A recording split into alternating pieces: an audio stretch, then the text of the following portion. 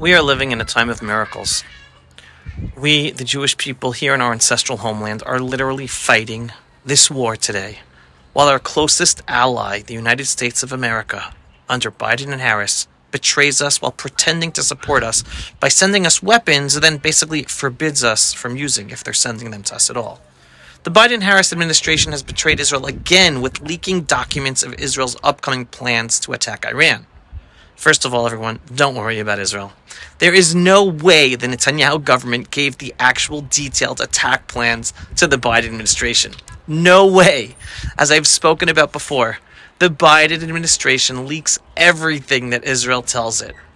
Knowing that one of the most senior intelligence officials in the Biden-Harris administration is someone by the name of Maher Bitar, a known anti-Israel activist with no intelligence background whatsoever.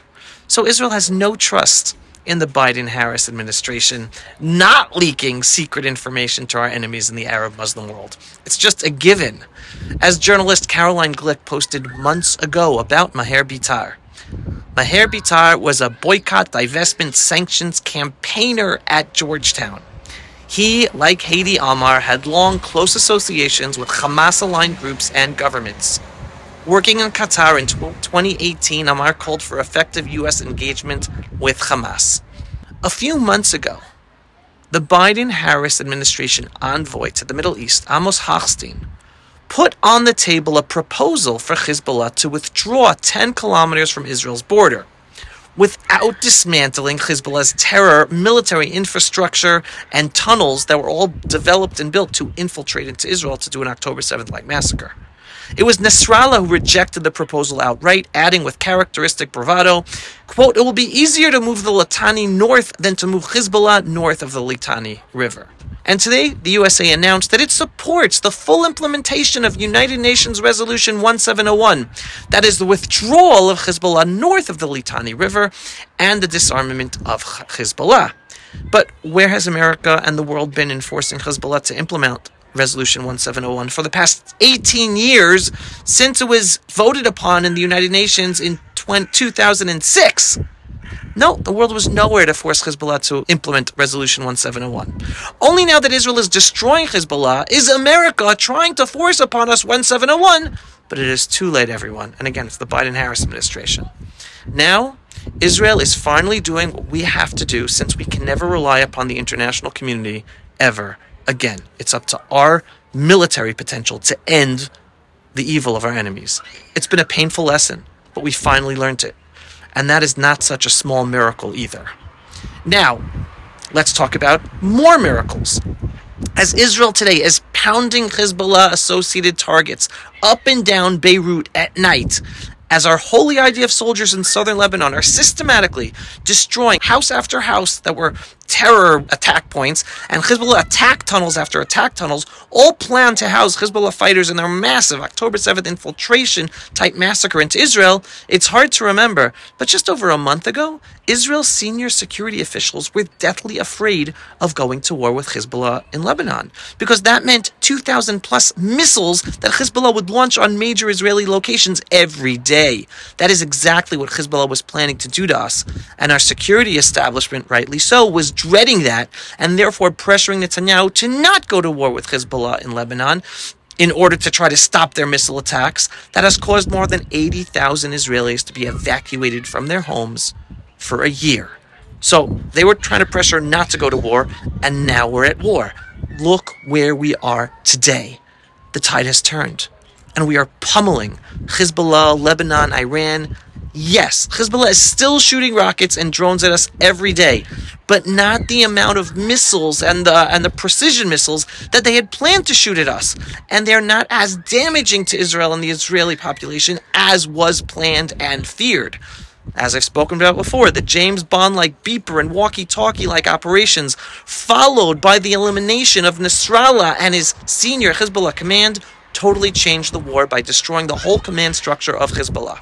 And today, we are fighting this war with the upper hand like nobody could have dreamt of just over a month ago. Miracle after miracle after miracle.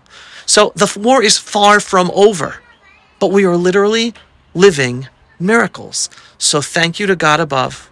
And thank you to Prime Minister Netanyahu for leading this war despite all the pressure, the backstabbing, and the betrayals from the Biden-Harris administration, international pressure, Israel's senior security officials, and the Israeli establishment media that have been demoralizing the nation.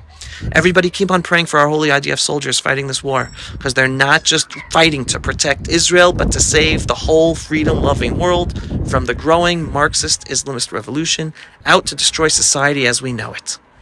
Am Yisrael Chai, folks, remember that. But don't go away, because once again, I want you to internalize this crazy reality we are living in, as my family just enjoyed the beautiful Sukkot holiday. So join with me and hear the rest of this important message.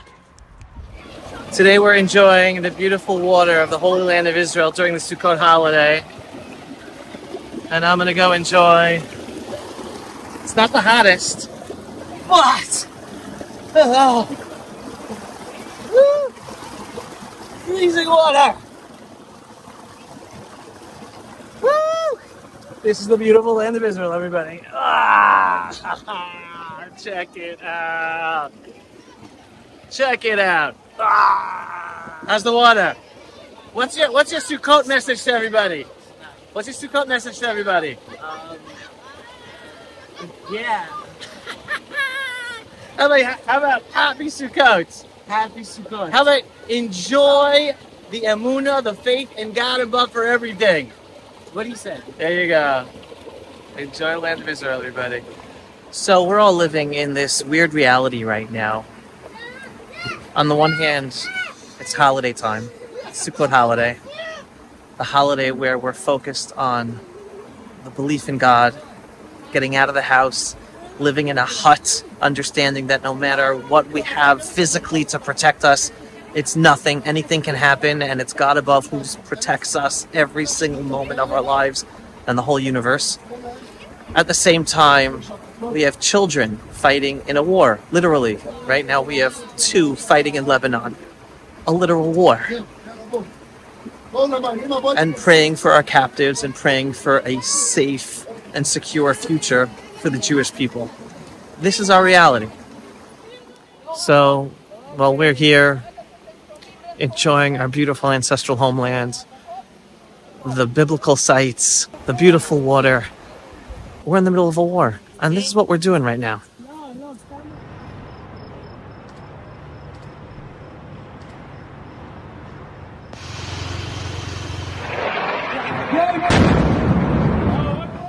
We're bombing Beirut, we're bombing Hezbollah, getting rid of all of their rocket launchers and getting rid of all of their money. We just took out their banks and their financial institutions that they've been using to finance.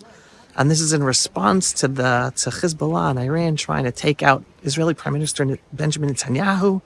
That's just what we're doing from the air. On the ground, look at what our soldiers are doing in there. We're finding house after house, tunnel after tunnel. And again, I can't emphasize this message enough. We're not just doing this for us. Iran, the Iranian terror octopus, is a threat to the whole freedom-loving world. People don't understand. Iran has connections with South America.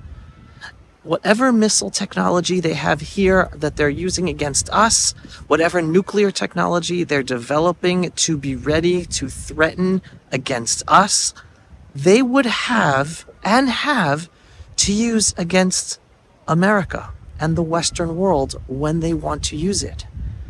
By us risking our soldiers' lives, those on the ground, those in the air, to destroy Hezbollah's capabilities and Iran's capabilities, we're helping the whole freedom-loving world.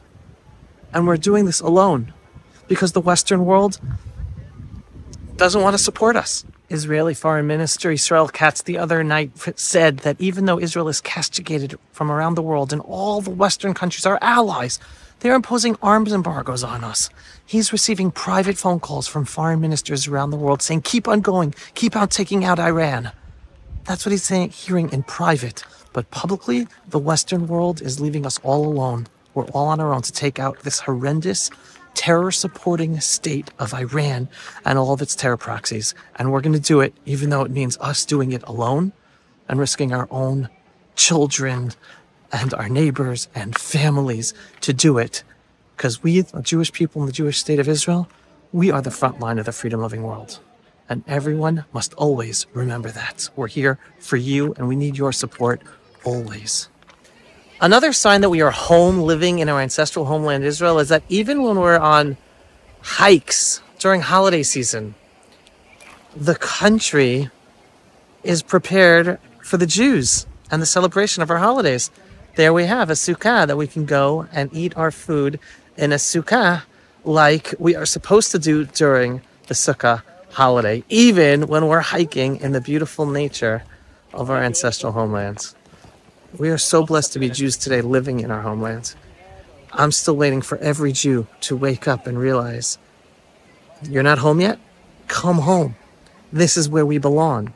This is where our natural habitat is. This is where our people celebrate our holidays as a natural holiday, where even the natural parks are set up for us. We're home, everyone. If you're not here yet, you haven't started making plans yet, start making them and come home and join us in our ancestral homeland, Israel.